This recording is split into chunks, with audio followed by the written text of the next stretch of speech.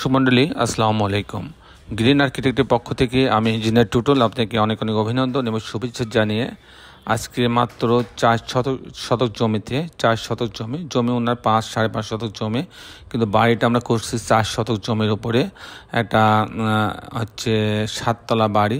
এটা সাভার আশুলিয়াতে, ঢাকা জেলার সাভার আশুলিয়াতে এই হচ্ছে বাড়িটা হবে। তো চমৎকার কম্বিনেশন করে আমাদের সাভার আশুলিয়া মডেল প্রজেক্টে আমাদের অনেকগুলো কাজ আমরা করছি। তো এটাও তার মধ্যে একটি কাজ, চমৎকার কম্বিনেশন করে আমরা করার চেষ্টা করেছি। তো দর্শক মণ্ডলী, আমাদের প্রতিটা কাজকে আমরা অত্যন্ত গুরুত্ব দিয়ে আমরা করি। ভিতর বাইরে সব দিকের জন্য বাড়িটা সুন্দর হয়, বাড়ির ভিতর যেন পর্যাপ্ত ভেন্টিলেশন হয়, বাড়ি নির্মাণ করতে খরচ যাতে কমে এবং বাড়িটার যেন সেফটি থাকে, বাড়িটা যেন সব দিক থেকেই ভেন্টিলেশনের ব্যবস্থা থাকে। পাশাপাশি বাড়িটা আউটলুকিংটা যেন সুন্দর হয়, এক নজরে দেখলে বাড়িটা সুন্দর থাকে লাগে, সেই দিকগুলো বিবেচনা করে আমরা ডিজাইনগুলো করে থাকি।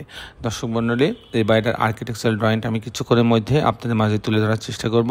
কিছুক্ষণ আগে আমি যেটা বললাম, এই বাড়িটা হবে হচ্ছে সাভার আশুলিয়াতে এই বাড়ির ডিজাইনটা তৈরি করা হয়েছে। অসাধারণ কম্বিনেশন করে এই ডিজাইনটা তৈরি করা হয়েছে। দর্শক মণ্ডলী, এটার উপর থেকে যদি আমরা ছাদটা দেখি, ছাদটাকেও চমৎকার করে সাজানো হয়েছে। ছাদটা আমরা বরাবরই ছাদটাকে ডেকোরেশন করার চেষ্টা করি, পর্যাপ্ত গাছ লাগানো প্রভিশন রাখি, গ্রিন জোন রাখি, বসার জন্য আলাদা জায়গা রাখি, সব মিলাই এটাকে চমৎকার করার চেষ্টা করি যতটুকু সম্ভব।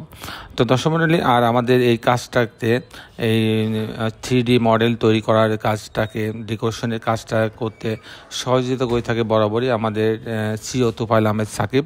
উনি আর্কিটেক্টদেরকে নিয়ে বসে উনি একটা থিম ওনাদেরকে দিয়ে দেন, সে অনুযায়ী তারা কাজগুলো করে থাকে। তো দর্শক মণ্ডলী, আমি ইঞ্জিনিয়ার টুটুল আসছি আপনাদের সঙ্গে। আমি কিছুক্ষণের মধ্যে এই বাড়িটার আর্কিটেকচারাল ড্রয়িংয়ে আপনাদেরকে নিয়ে যাব। তার আগে গ্রিন আর্কিটেক্টের পক্ষ থেকে আমি আরেকবার আপনাকে অনেক অনেক অভিনন্দন এবং ধন্যবাদ জানিয়ে আমি আর্কিটেকচারাল ড্রয়িংটা শুরু করতে যাচ্ছি। তা আসুন আর্কিটেকচারাল ড্রয়িংটা দেখি।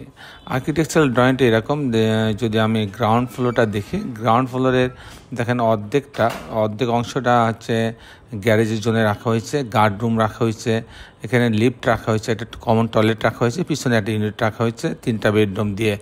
আর মূলত আমি টিপিক্যাল ফ্লোর প্ল্যানটা যদি আমি দেখি, তাহলে দেখা যাচ্ছে এখানে যদি ইউনিট এতে যাই 894 স্কোয়ার ফিট, এখানে সিঁড়ি আছে, লিফট আছে। এখানে কিন্তু ঢোকার পরে একটা ড্রয়িং ডাইনিং পাচ্ছি, এখানে একটা বেডরুম আছে, এর সঙ্গে একটা বারান্দা আছে, একটা কমন টয়লেট রাখা আছে, এটা একটা বেডরুম, এর সঙ্গে একটা বারান্দা রাখা আছে।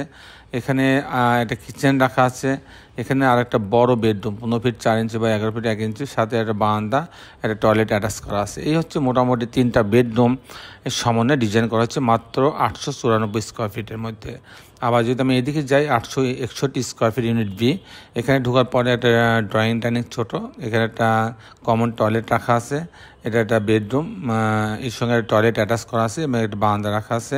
এখানে একটা কিচেন রাখা আছে, এখানে একটা বেডরুম, মাস্টার বেডরুম, এর সঙ্গে একটা টয়লেট অ্যাটাচ করা আছে এবং একটা বারান্দা রাখা আছে। এখানে একটা বেডরুম রাখা হয়েছে। এই হচ্ছে মোট প্রতিটা ইউনিটের 3টা করে বেডরুমের সমন্বয়ে ডিজাইন করা হয়েছে। তো দর্শক মণ্ডলী, এই ছিল মোটামুটি আর্কিটেকচারাল ড্রয়িংটা।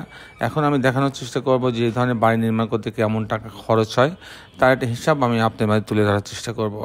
দর্শক মণ্ডলী, এটা 7তলা বাড়ি, সে তো এখানে লিফট আছে, এখানে পাইলিং খরচ আছে, সব মিলায়ে আপনি কমপ্লিট এরকম একটা বাড়ি যদি আপনি করতে চান, সেক্ষেত্রে আপনি 2500 টাকা স্কোয়ার ফিট খরচ হবে।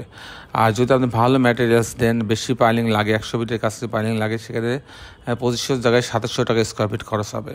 দর্শক মণ্ডলী, এই ছিল মোটামুটি আজকে আমার উপস্থাপনা। আপনি যারা এখনও আমার চ্যানেলটা সাবস্ক্রাইব করেন নাই, তারা দয়া করে আমার চ্যানেলটা সাবস্ক্রাইব করে নেবেন এবং বেল আইকনের চাপ দিয়ে রাখবেন, তাহলে প্রতি পর্বে যে ভিডিওগুলো দিই সেগুলো আপনি দেখার সুযোগ পাবেন। দর্শক মণ্ডলী, সবাই ভালো থাকবেন। আল্লাহ হাফেজ।